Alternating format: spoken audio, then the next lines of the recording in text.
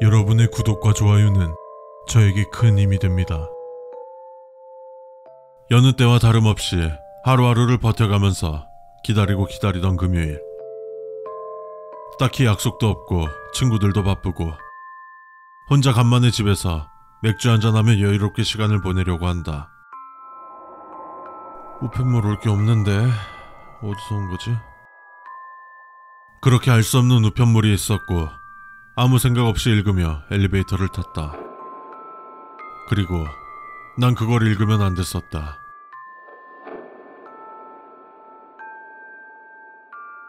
기분 나쁜 명령조로 시작되는 누군가의 편지였다.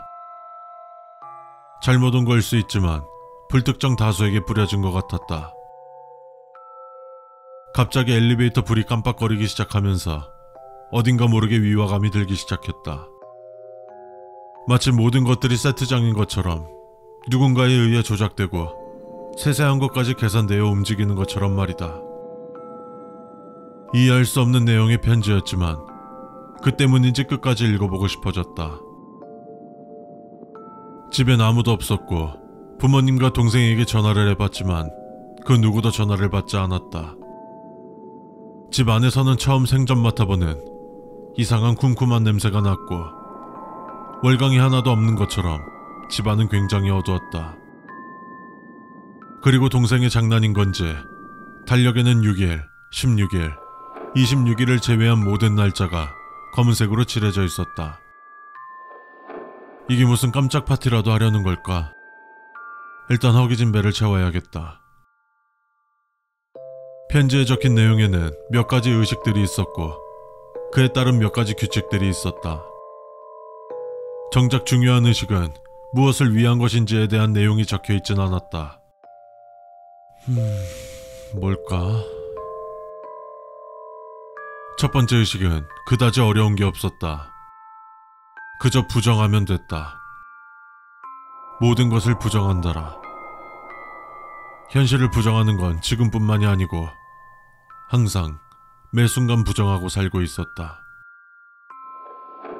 먹은 걸 설거지하다 갑자기 가위가 떨어지면서 발등이 살짝 찍혔다. 가위가 살짝이라도 더 정확히 선체로 떨어졌더라면 발등에 박혔을 것이다. 평소보다 피가 많이 흘렀고 하던 설거지를 멈추고 지혈했다. 요새 스트레스 때문에 몸이 안 좋아진 건지 피가 쉽게 멈추지 않았고 가까스로 지혈을 하고 붕대를 감아 잘 압박해 주었다. 붕대를 감기 위해 잠깐 바닥에 앉아 있었는데 주변에 엄마 머리카락이 굴러다니는 걸 보았다. 편지에 적힌 의식을 진행할 때 몇 가지 준비물이 있었는데 그 중에는 가족의 머리카락과 피부가 있었다. 괜한 호기심에 보이는 대로 머리카락을 주워 담았다. 이것저것 하다 보니 새벽 3시가 넘어서 침대에 누웠다. 퇴근만 하면 시간이 왜 이렇게 빨리 가는지. 직장인, 아니 학생까지 포함해서 학교, 직장에서의 시간 흐름과 놀 때의 시간 흐름이 바뀌었으면 할 것이다. 누워서 유튜브 좀 보다가 인스타도 보고 하나만 더 하다 보니 시간이 6시가 넘었고 진짜 자야겠다 싶어 물 한 잔 마시려고 밖에 나가는 도중 살짝 열린 옷장 사이로 안광이 보였다. 잘못 본 것 같아 문을 활짝 열어봤는데 아무것도 없었다. 오히려 있는 게 이상한 것 아닌가. 아직까지 부모님과 동생은 오지 않았고 연락 한 통 없다. 혹시 나 빼고 어디 놀러라도 간 건가? 얼마나 잔 걸까? 핸드폰을 보니 오후 1시였다. 근데 밖은 마치 새벽 1시인 것처럼 그 어느 때보다 어두웠다.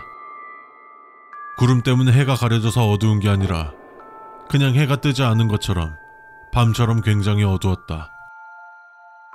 이게 무슨 일이 있지? 꿈인가 싶어 뺨 한 대 때려봤는데 그 어느 때보다 아팠다. 하늘을 이리저리 살펴보는데 제대로 쳐다볼 수 없을 정도로 밝은 빛이 비춰왔고 깜짝 놀라 커튼을 쳤다. 세상이 멸망하기라도 하는 건가? 왜 이러는 거야? 방 밖으로 나가봤지만 역시나 가족은 없었고 부재중도 카톡도 아무 연락도 없었다. 혹시 의식이 시작돼서 그런 건가?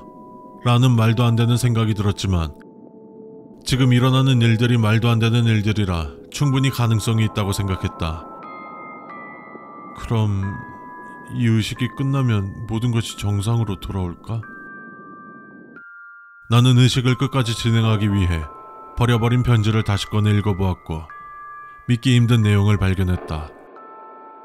방금 전 눈부신 빛은 내 의식을 방해하려는 무언가였고 그것을 피해야 한다고 적혀 있었다.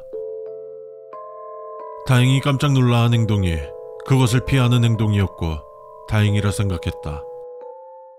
내가 이제 해야 될 것은 내가 의식을 잘 하고 있는지 확인하는 것 같다. 마주보는 거울 속 수많은 나의 모습들 중에서 나를 보며 웃고 있는 존재를 찾았고 이는 곧 의식을 잘 진행하고 있다는 의미다. 죄책감이 느껴질 수 있다고 했는데 나는 그 어떤 죄책감도 들지 않았다. 그저 모든 것이 정상으로 돌아왔으면 하는 마음뿐이다. 오후인데도 새벽처럼 어두운 밖도 집안 전체에 퍼져있는 이상한 냄새도 알 수 없는 이질감도 모두 정상으로 돌아왔으면 한다. 세 번째 의식을 위한 준비물을 구하러 밖에 나갔다 왔다. 이상한 냄새는 우리 집뿐만이 아니고 밖에서도 났다. 아무런 냄새도 나지 않은 공기에 냄새가 생긴 것처럼 어딜 가나 똑같은 농도로 냄새가 났다. 믹서기에 바퀴벌레 2마리와 흙 한 수저, 하수도물을 넣어 잘 갈아주었고 가족의 숨결은 부모님과 동생의 침대 머리 두는 곳 즈음에서 가져왔다. 진짜 숨결이 아니고 정성을 보는 것이라 했으니 이만하면 충분할 것이라고 생각했다. 편지에 적힌 대로 생각보다 맛있었고 어떤 맛이라고 표현할 수 없었지만 재료의 역겨움을 생각한다면 굉장히 맛있는 맛이었다. 네 번째 의식을 진행하기 위해선 내 의지보다 조건이 성립돼야 진행할 수 있었다. 내 주변에 파리가 꼬이는 것, 이를 위해서 며칠을 기다렸고 어젯밤 잠들기 전 파리 몇 마리가 날아다니는 소리가 들렸는데 눈을 뜨니 내 주변에 파리떼라고 해도 좋을 만큼 엄청난 양의 파리들이 들끓었다. 의식을 처음 진행했던 거실 식탁을 기준으로 동서남북으로 집에 있는 인형들을 놨고 인형들의 표정을 전부 절규하는 표정으로 바꿨다. 딱히 그렇다 할 변화는 느끼지 못했지만 왠지 모를 뿌듯함과 감격스러움이 느껴졌다. 네 번째 의식을 하고 정확히 6시간 뒤 코피가 나기 시작했다. 정상적인 양이 아니었다. 수도꼭지를 최대로 풀어놓은 것처럼 펑펑 쏟아져 나왔다. 근데 어지럽지도 않고 몸의 변화가 느껴지지도 않았다. 오히려 몸이 점점 홀가분해지는 느낌이 들었고 이 피가 내 몸 안에 존재함으로써 온전한 나를 찾지 못한 거라는 생각도 들었다. 피는 계속 쏟아져 나왔고 바닥이 온통 피로 가득할 때쯤 다리에 힘이 풀려 주저앉았고 점점 발끝부터 감각이 사라지기 시작했다.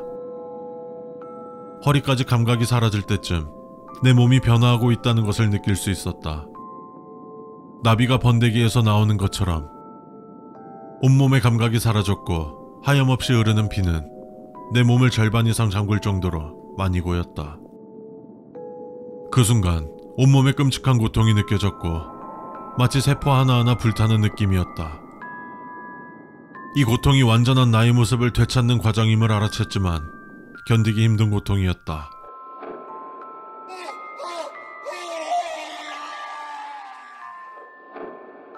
시간이 얼마나 지났을까? 나는 알 수 있었다. 이 의식은 6번째까지 있는 게 아니라 4번째까지만 있다는 것을. 그리고 난 죽음의 신으로 다시 태어났다. 이 의식은 누군가를 죽음의 신으로 만든다거나 죽음의 신을 부활시키거나 소환하는 의식이 아닌 나 자신을 죽음의 신으로 만드는 의식이었던 것이다. 나의 탄생을 본 모든 이들이여, 나를 증명하고 너희들의 정성은 나에게 보이거라.